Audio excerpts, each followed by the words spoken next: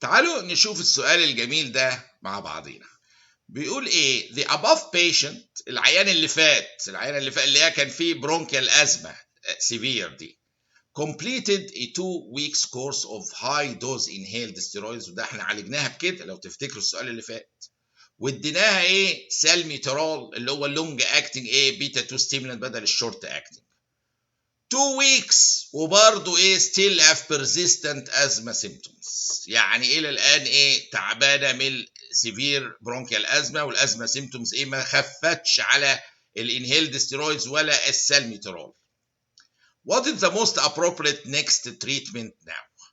طبعا ممكن واحد يبدا يقول ايه اللي يفكر في سيستميك ستيرويدز، بس احنا عارفين يا جماعه دي كرونيك كونديشن، والسيستميك ستيرويدز دي السايد افكتس بتاعتها من يعني سيئه جدا، دايابيتس، هايبرتنشن، بتاثر على السي ان اس، يعني ليها تاثيرات نيجاتيف، اوستيوبوروزس، وده مش هزار يعني عشان تقعد عيان عليها فور ايفر.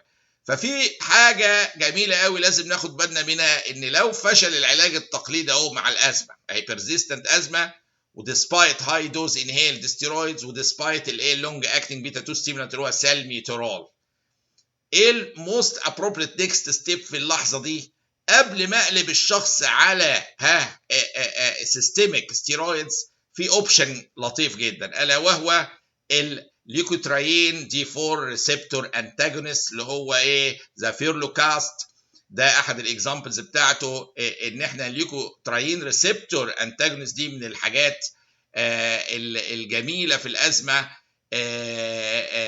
مونتي لوكاست وزافير لوكاست، وهي دي بتشتغل على اليوكوتراين ريسبتورز دي 4 ريسبتورز وتبلوك ات، وهي انفولفد جدا اليوكوتراينز في الباثوجينيس بتاع الازمه، فانك تدي انتاجونست ليها زي ده ممكن يساعد قوي. الحالات دي are usually reserved، كل حاجه ليها برضه سايد افكتس مضاعفات، ما هوش فيرست تشويس لينا ده، ولكن ريزيرفد لمين؟ لحاله زي كده سيفير ازمه ريزيستنت للماكسيمال دوز اوف انهيلد ستيرويدز، احنا اديناها انهيلد ستيرويدز واديناها لونج اكتنج بيتا 2 ستيمولانت وريزيستنت مفيش نتيجه، فقال لك استخدم لها ليوكوتراين ريسبتور دي 4 ريسبتور انتاجونست as a last resort before using chronic systemic steroids، يعني قبل ما اقول لها تاخدي كورتيزون كل يوم وكذا وكذا تابلتس كل يوم بريدنيزون وادخلها في قصه المشاكل الكورتيزون، دايابيتس، هايبرتنشن،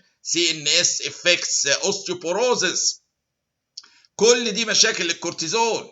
فقبل ما ادخل على المرحله دي عندي ان انا اجرب للعيانه دي في المرحله دي الليكوترايين دي 4 ريسبتور انتاجونست زي الزافيرلوكاست والمونتيلوكاست، دول يساعدوني ان انا افويد استخدام سيستميك ستيرويدز. يعني احنا الى الان شايفين في حالات الازمه التندنسي تو يوز سيستميك ستيرويدز دي اخر حاجه، يعني في الاول بنبدا شورت اكتنج بيتا ستيمولانتس، فشلت انهيلد ستيرويدز ولونج اكتنج بيتا ستيمولانتس، فشل ممكن نضيف حاجات اخرى ومنها ايه اليوكوتراين ريسبتور انتاجونستس، عشان قبل ما افكر في كلمه سيستميك ستيرويدز لان ليها سايد افكتس دي لونج تيرم ايه كونديشن، ما هياش ايه يوم وليله. والى اللقاء مع سؤال اخر.